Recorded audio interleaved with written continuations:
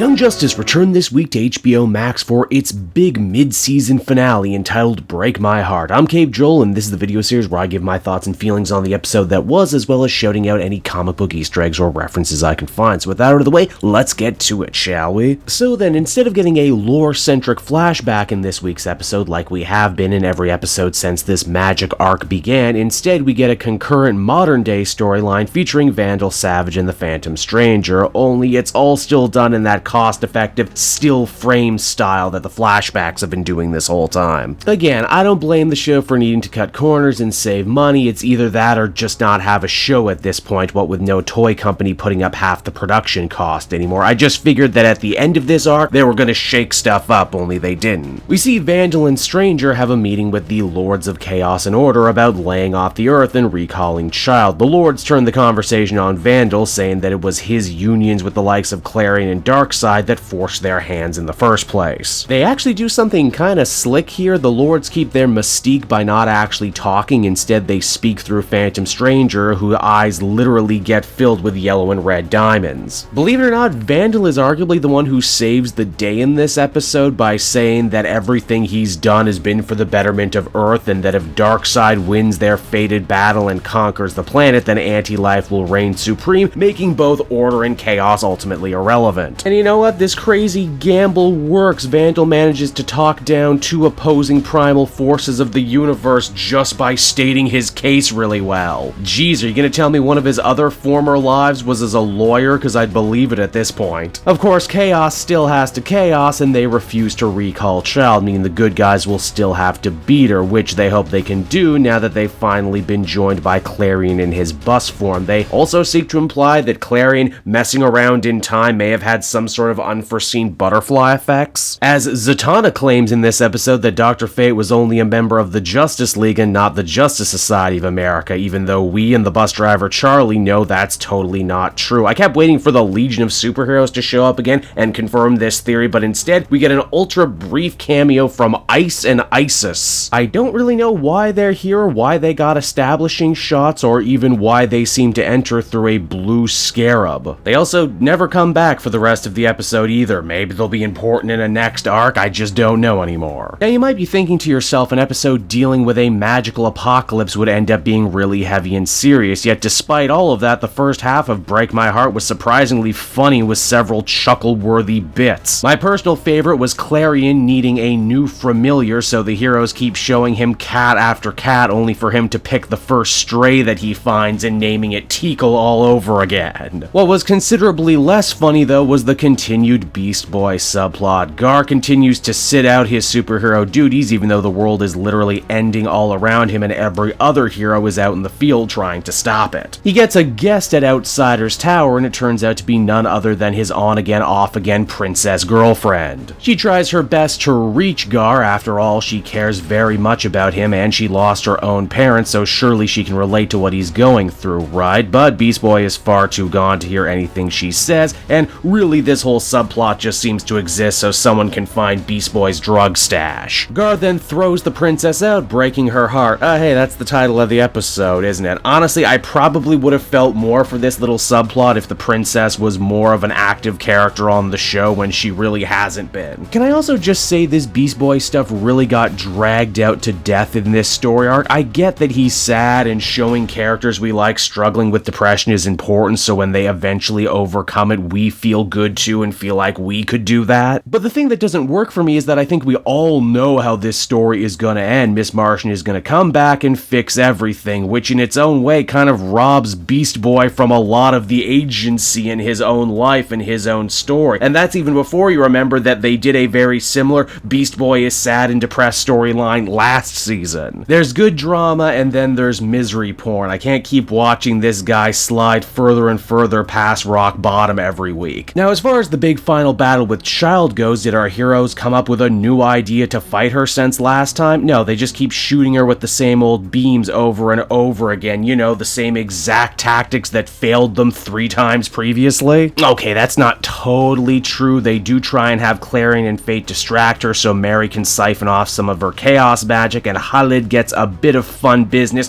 wherein he divorces her from her physical forms, but again, none of it actually works because Flaw is there absorbing all the magic magical hits, a fact of which no one seems to actually be able to clue into. Mary also ends up going too far in the fight, draining her teammates' magical life force, even though she swore in the last episode she wouldn't do that. The worst part is the extra boost doesn't even help, and she ends up getting taken out by a very big rock. This scene right here is a perfect encapsulation of not just what is wrong with this arc in the show, but also how so many different magic-based DC stories in the comics go wrong too. You have all these characters who keep talking about how powerful they are, and we see them alter the very nature of the universe around them, and yet they get taken out by rocks, be they literal or figurative, because the story still needs to happen. In the end, it's Tracy 13 who realizes that Flaw is the key to defeating Child. She does this more or less by accident, by the way. I feel at some point the writers realized Tracy hasn't done much for the last 2 episodes, so she needed to be the one to ultimately solve the Flaw problem, which she doesn't really solve anything because the show never mentions again that Flaw is made from the heart of Atlantis or its own connection to magic. What was even the point of including that in the flashbacks in the first 2 episodes if it was never gonna come up again? Also, hardy har har, they break up Flaw, who was originally made from the heart of Atlantis. Get it? The title has 2 meanings. So yeah, with that, the day is saved, but we get lots of fallout to contend with. Zatanna decides that Dr. Fate needs to update and change with the times, and that means time sharing his human host duties with her and the magical Sentinels. This mutually beneficial agreement means that order will be kept, her father will be free, and the host can also be free to live their own normal lives while also being Dr. Fate. This is actually a super clever concept, and as far as I can tell, original to the show. Yeah, in the comics, Kent and Khalid were co-Dr. Fates for a bit, but this is a good idea, one so interesting, in fact, I wish it had been the basis for this 5-part story arc. The only problem is magic addict Mary isn't invited to join this special club because she's already too much like Nabu, and they fear that that kind of power could do something really horrible to her. And if you think Zatanna is being kinda shitty here, inviting someone with a problem into her magical club, not chastising them when they go too far and then punishing them only at the end, well then don't worry, because Khalid feels much the same way. In fact, he goes a step further and implies that Zatanna never really wanted magical students, all she wanted was people who could help share the Dr. Fate load so that she could get her dad back. Wow, that is